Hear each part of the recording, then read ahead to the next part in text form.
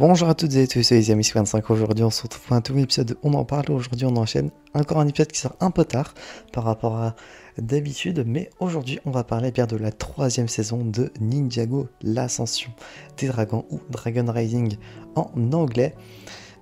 Du coup les derniers épisodes ont été dispo hier si je me trompe pas, le 4 c'est ça. Sauf que du coup hier je n'ai pas pu regarder les épisodes. J'avais déjà pu regarder auparavant les épisodes 11 à 14 qui avaient été dispo. Mais les épisodes 15 à 20 ne l'étaient pas. En tout cas le jour de sa sortie. De mon côté, je pouvais regarder. Mais j'avoue que j'aurais pu regarder. Et vous sortir l'épisode globalement. Mais j'aurais pas eu le temps de regarder. Donc globalement ça ne change rien. J'ai pu également du coup avoir les épisodes. J'ai pu regarder et c'était incroyable. Commençons directement par le résumé de cette saison. Les ninjas du coup sont toujours à la recherche d'un côté pour Arin de retrouver ses parents avec Raz, et du coup les autres ninjas vont devoir faire face aux 5 bannis qui prend suite du coup à la saison 2, ainsi que du coup un nouvel ennemi. Je sais plus s'il était présent dans la saison 2, ça me dit rien, mais en tout cas Croc de tonnerre qui est un dragon qui est un dragon du chaos ou globalement, et qui veut devenir un dragon source, et donc pour cela il doit accomplir un certain objectif que je ne vais pas dire parce que ça spoil un peu son plan, mais du coup très content du coup du cheminement que ça fait parce qu'on découvre des trucs et ça c'était très sympa. Donc quand les 10 premiers épisodes avaient été dispo en début d'année, j'ai noté certains points positifs et négatifs que j'avais trouvé. Donc commençons en octobre les points positifs. En premier temps, le générique qui est très très cool, et dans le rythme par rapport aux paroles, je le trouve sympa. Les visuels sont jolis, comme d'habitude c'est du Ninjago donc ça va. Toujours après, comme d'hab, niveau des paroles c'est pas trop mon truc, mais ça fonctionne bien. Alors là j'ai noté nom de personnage OMG 3 points d'exclamation. C'est un personnage que j'aime beaucoup dans Ninjago. Je peux pas spoiler parce que ça spoilerait sa présence, mais c'est un personnage qu'on n'avait pas vu depuis très longtemps, mais vraiment très longtemps. Ça m'a fait extrêmement plaisir de le revoir, et je vais vous garder cette surprise. Il est présent du coup dans la première partie, dans les 10 premiers épisodes. J'avoue que je n'ai aucun souvenir de quand, vu que c'est sorti en début d'année, mais voilà. On y découvre du coup le royaume des terres spectrales, qui est la fusion entre le royaume des âmes disparues et le royaume des morts.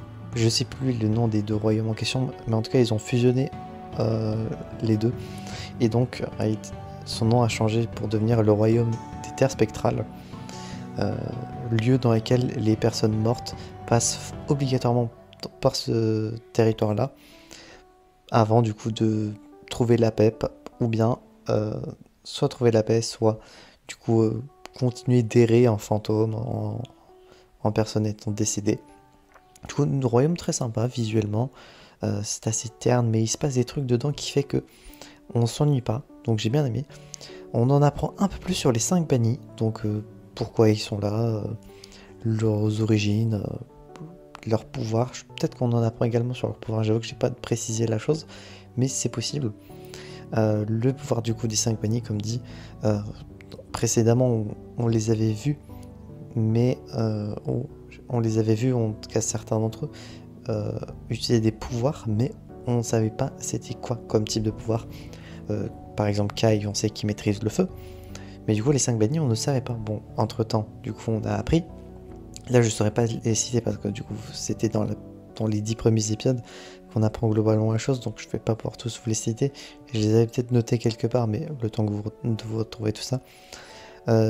On apprend également les origines et du coup les débuts de relations qu'avaient Arin et Sora, leurs origines, de comment ils se sont rencontrés durant la fusion, et comment depuis du coup ils sont devenus amis.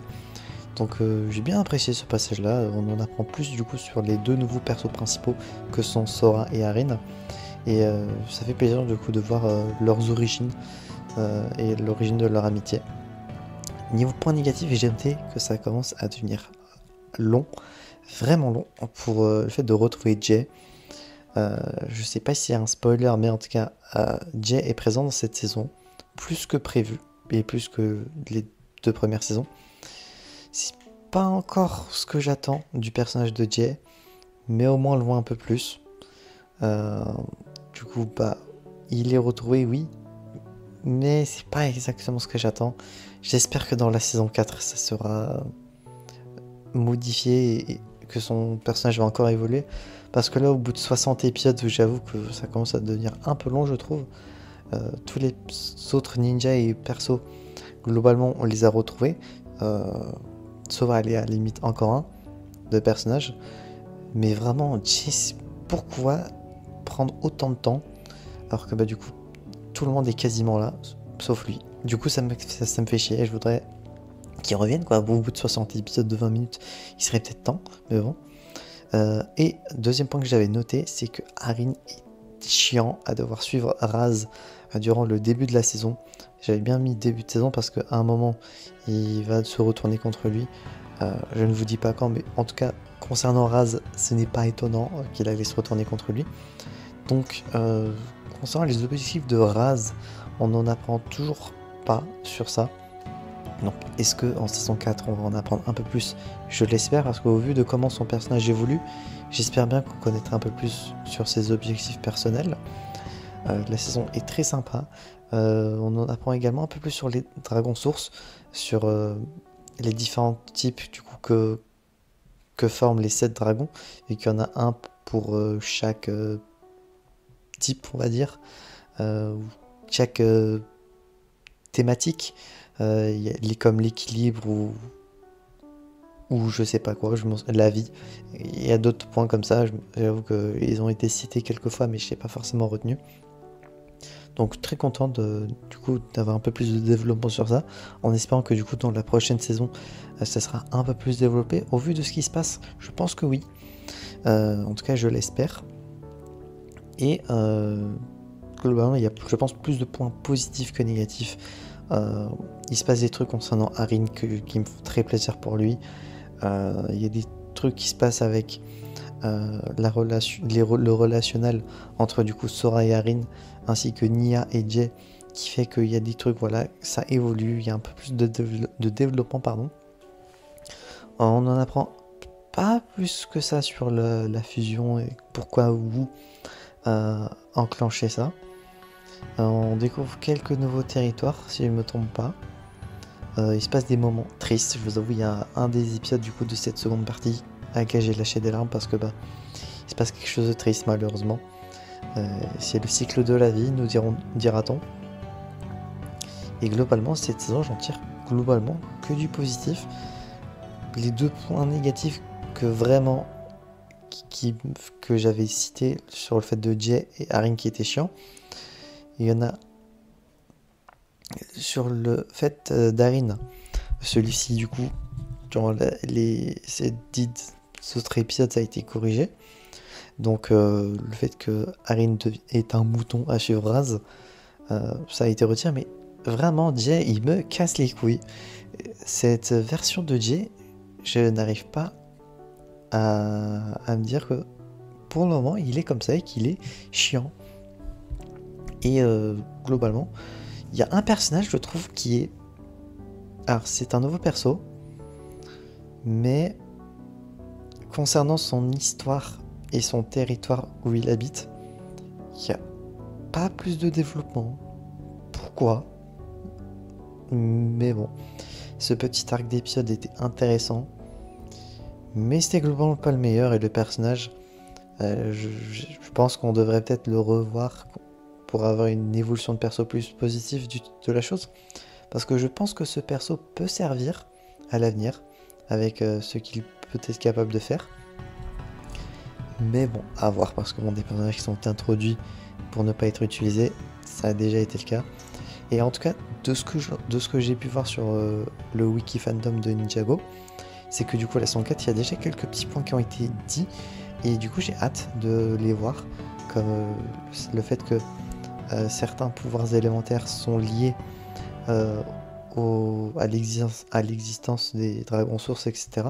Donc très intéressant et très curieux de voir ce qui va se dérouler concernant ceci. Globalement, ma note va être, je pense, la même que la saison 2, qui était de 9 sur 10. une bonne continuité, je vous la conseille fortement. Il se passe des trucs intéressants, il n'y a pas, je pense, d'épisode mou. En tout cas, si c'était le cas, je pense que si je l'aurais noté dans mes notes des 10 premiers épisodes. Mais en tout cas, de la partie 2, je vais dire ça, j'ai pas trouvé d'épisode mou. Le fait qu'il se passe des trucs dans beaucoup de territoires qu'on a pu observer jusqu'à présent, un élément déclencheur, on va dire, c'est intéressant, ça fait qu'on revoyage un peu partout. Un point qui me fait un peu chier des fois, on pourrait peut-être mettre ça en point négatif, c'est le fait que les ninjas se divisent toujours en petites équipes, par-ci par-là, pour faire des trucs différents, pour un objectif commun. Mais je trouve que ça commence à devenir je trouve que ça commence un peu à devenir relou des fois.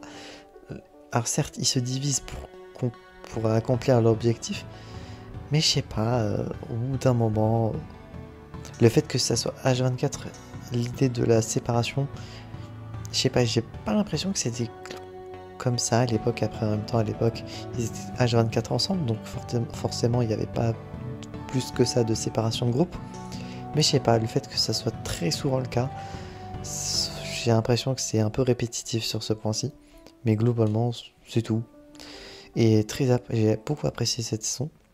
Donc voilà, concernant Ninjago Dragon Rising saison 3.